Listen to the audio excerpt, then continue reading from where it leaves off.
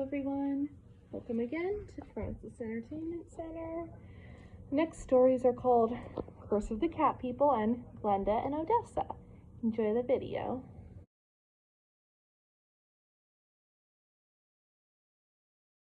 Liz talks with John about her visit to Egypt with her niece Heather Wilson and gives John a souvenir, a mirror that's supposedly an ancient artifact. While John and Liz prepare dinner, Heather plays hide and seek with Garfield and Odie. Although neither of them are interested, as Garfield begins to watch television, Odie licks the mirror, which causes a portal to appear. The portal takes Odie and Garfield, who tries to rescue Odie, away. They wind up in an alternate dimension, not unlike ancient Egypt. They are taken by a group of cat people to a pyramid. There, Garfield gets pampered, while Odie, who is assumed to be a jackal, is imprisoned. A priestess, Neferkitty, appears and tells Garfield of their history, with cats being dominant species until humanity took over, as well as a prophecy of an orange cat and a pet jackal appearing, with the former becoming their new pharaoh and leading the other cats to freedom. Garfield is excited as he becomes crowned pharaoh, but changes his mind upon finding that he's expected to be locked into a sarcophagus and permanently remaining mute. He reluctantly complies. When his constant talking annoys Neferkitty, he escapes with Odie. After hiding from their guards, they find another mirror. Garfield gets Odie to lick the mirror, which results in another portal opening. Neferkitty, upon discovering the portal, figures the prophecy was right. Just as she prepares to rule the world, Garfield tells her that the cats already do that, as humans would let them do whatever they want without resistance.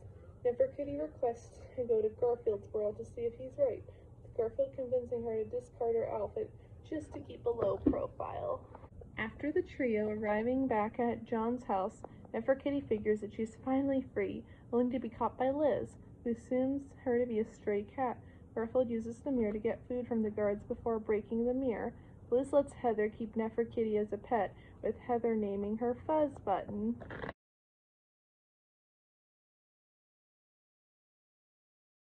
While resting on the couch, Garfield overhears John arrive home with guests. Garfield is initially inattentive and unbothered until he finds that the guests are Drusilla and Minerva, John's twin cousins, who particularly enjoy dressing animals up. Garfield and Odie leave the house to avoid the twins and end up at the lakeside, realizing they can't return home.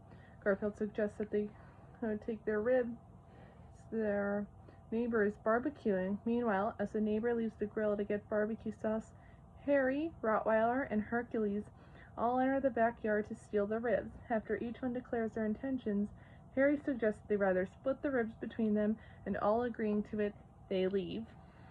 As Garfield and Odie arrive at the neighbor's house, the neighbor spots and accuses them of stealing the ribs. After Garfield and Odie flee, the neighbor remains determined to catch them and calls animal control. He provides Al, the local animal control officer, a description of Garfield and Odie, and by chance, Al happens to spot the two approaching. Using his net, he catches Garfield. Odie, however, bites Al's leg, allowing Garfield to escape, and both the dog and the cat make their way to the city park, with Al following behind.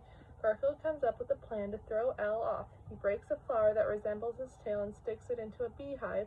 The plan works when Al dislodges the flower and the bees chase after him, allowing Garfield and Odie to return home.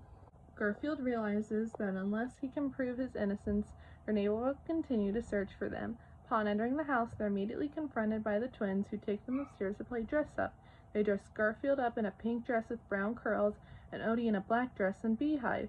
The two animals, seeing their chance, again leave the Drusilla and Minerva and the house. After they find that Al doesn't recognize them, Garfield figures that they can use their disguises to find out who stole the ribs.